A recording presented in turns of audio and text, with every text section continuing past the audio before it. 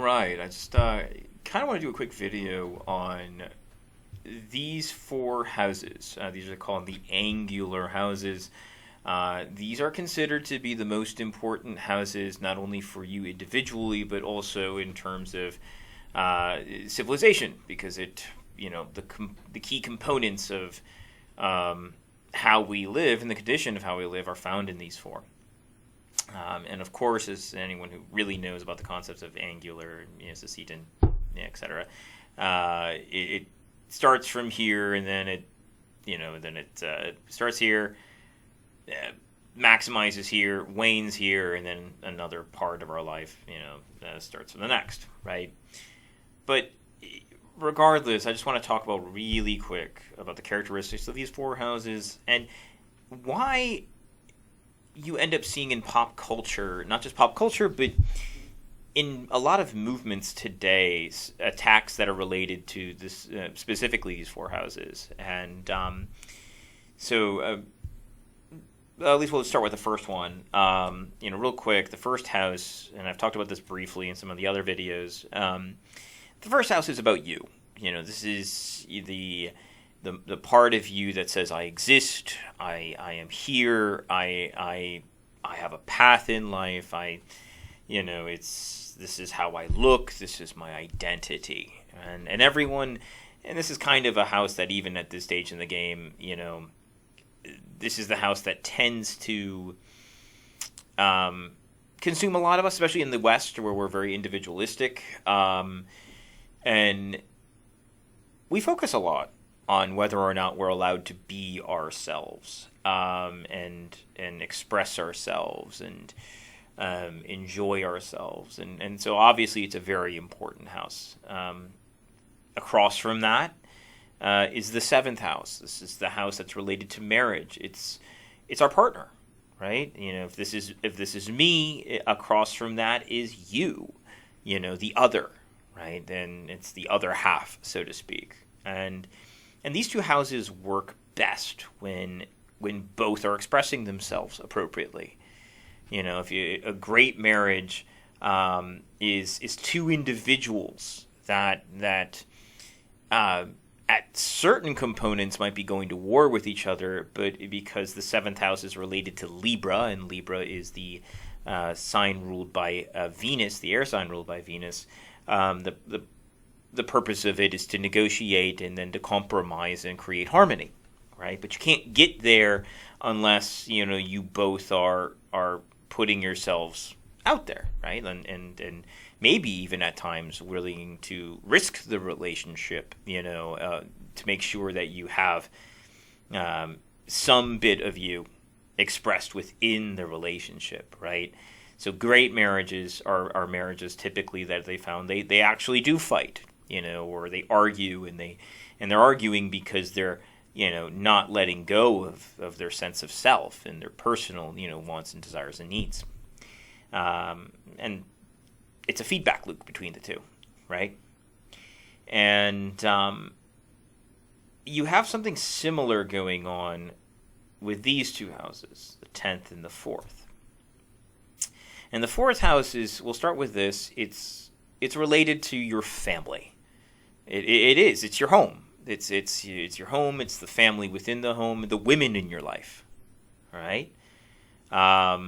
There's depending on your practice. Some people like to say the mother's found in the 10th house and the father's found in the 4th, and vice versa. I wonder about that one. Maybe it's more of a condition of civilization as to how that happens, because the 10th house is also considered to be the house of of where you find men. The house of men might even be, whereas the 4th house would be the house of women.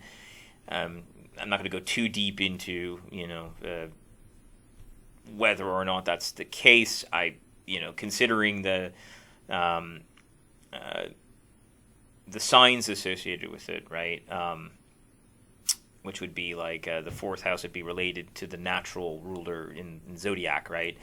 Cancer, and Cancer is ruled by the moon, and the moon is a fairly typical representation of motherly love, but it's definitely feminine, whereas the 10th house is associated with Capricorn, and Capricorn is ruled by Saturn. It was also known as the great wise old man.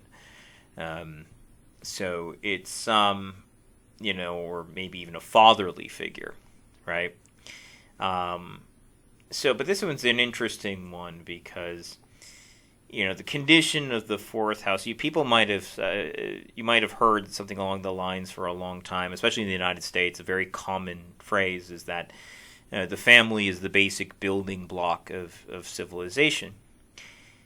Astrology would probably say yes, that's true, because the fourth house is also considered to be the house of our foundational values, right? Like how are we going to basically build up our civilization?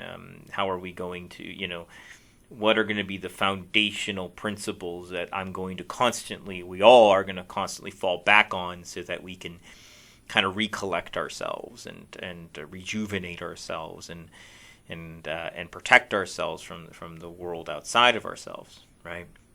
And in general, and also keep in mind that the moon in a nation's chart, the moon is always a representative of the people. So the people are found here, right? The people in general, like the people as a totality are found in relation to the fourth house. Whereas the 10th house, this house has the most power. It's related to the midheaven, right? The midheaven is sort of your career point for you personally in life. It's it also, real quick, in general, you'll very often find the midheaven actually found in the 9th house going into the 10th, and that's a separate discussion altogether as to how that necessarily might work. But let's just focus here on the power of the 10th house. It is the highest house. It's the house that actually has impact on all areas of our life. As we know, it's the government that limits what we can do. Saturn being related to limits, right? Saturn is the god that limits. He's the planet bound in chains, the rings of Saturn, right? And there's a relationship, obviously with the people, because the people, if they become very powerful, have the ability to, cause a lot of problems for governments. Right, governments might have all the power in the world, but if the people collectively come together and overthrow the government, it has the ability to do that, right? So there's always there's a contentious relationship here, just as much as there's a contentious relationship between the first and the 7th houses, right? But it's funny because all of these houses still relate to each other, because as we know. You have yourself, you have your partner, and that creates a marriage. And marriage is traditionally sort of the basic concept. If it's between a man and a woman, right? They biologically can come together. They can have children, And while children might be found in the 5th house, the totality of your family usually includes a lineage, and you usually get that lineage by having children. So the mother, the father, the mother, the husband, the wife. Have their children, and it populates the 4th house, and that's what creates the people, and it's the duty of the government to be representative of basically all 3 of these houses. But the government does tend to have a vested interest at that point to regulate the condition of the 7th house, regulate the condition of the 1st house, what you're allowed to say, what you're allowed to do, because it impacts the 10th house. The government is worried about who you marry. The government is worried about who you are. And the government is a little worried about the condition of your home. And so you have this tense relationship as it is, because, quite frankly, oppositions are tense relationships. Traditionally in astrology, oppositions are always considered to be a harsh aspect, right? Squared relationships, like 1st to the 10th, 7th to the 4th, 1st to the 4th, etc. 4th to the 7th.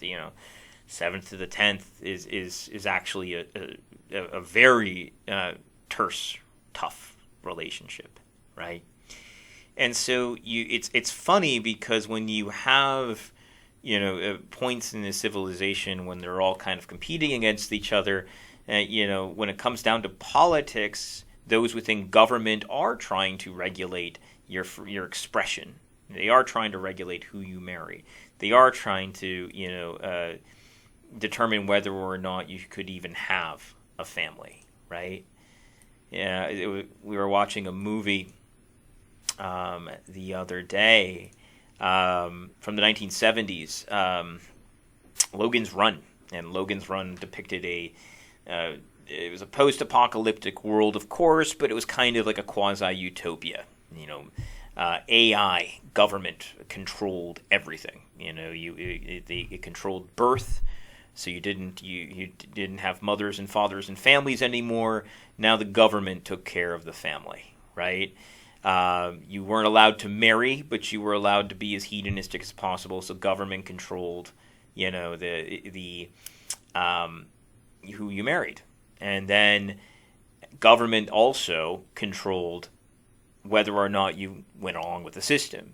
So at 30 years old, in this utopia, quote unquote, where you had no family, you had no marriage partners, and you were allowed to be as hedonistic as you wanted. Your values were taken care of, food was taken care of, sex was taken care of. You could argue here, and your wealth was taken care of, right? So the second, the fifth, the eighth, the 11th, those were all taken care of.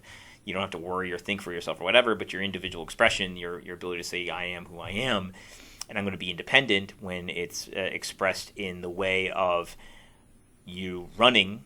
Because the big plot point for the thing was at 30 years old, you had to be renewed in the carousel, and renewing actually meant you were, spoiler alert for a movie from 1976, it means you died. They would kill you, and that was just a means of trying to maintain a population under a certain control, and you keep the system going. It was a direct representation of Saturn. The 10th house. In fact, funny thing is, each group in that movie was considered to be a Capricorn, like Capricorn 16, Capricorn 29, which, by the way, is associated with the 10th sign, which is Capricorn, which is obviously ruled by Saturn. And, of course, AI is also a Saturnian concept. AI you'd find in the 11th house with the 11th sign, Aquarius, which is also a Saturn-ruled sign. There was some small little bits of Saturnian imagery in the movie that kind of represented this. And of course, if you wanted to stay alive and say, no, I want to live, first house would be a representation of that, right? Like, I want to live. Mars sitting back and saying, I'm going to fight. Well, then the Saturn would send the Sandmen, his goons, representations of his power to come in and kill you, right?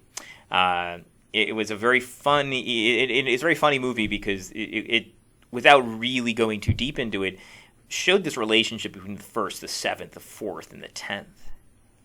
And what tends to happen when there isn't a good condition for any of these, what tends to occur is government comes in and takes control, but then it creates a tyranny because Saturn is related to tyranny. It's Saturn is not he's a benevolent ruler because in the sense that he will create a civilization that does work and that works to its highest capacity, but only with regards to what we deserve. Right, and there's usually a dark side to Saturn or a dark truth to Saturn. In this civilization, the dark truth is, you all die at 30, and you get renewed through your death. Which, by the way, in some spiritual practices, is also true.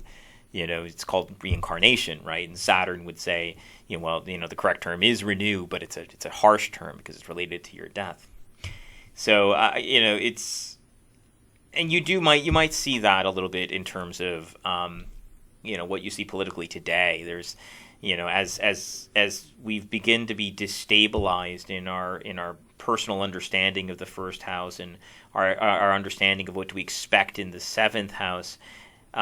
You've also been seeing a bit of an attack on the 4th house recently. A lot of people trying to go out of their way to say, well, we got to ban the nuclear family, the traditional family altogether, and and we need to, get government involved in raising children. You're starting to see this a little bit today with this destabilization of civilization and the power of the 10th house starting to show itself, right? And that's by virtue of it being the highest house. But that doesn't necessarily mean it's going to be good for all of us. Right, it's going to be quote unquote good in the sense that it will work, but it will work at the expense of the first house, at the expense of the 7th house, and especially the expense of the 4th house that it directly opposes. So I just wanted to kind of throw that out there, see what your thoughts are. It's just a basic concept. So hopefully if you have any comments, by all means, I would love to see them, and hopefully we'll get a video out sometime soon.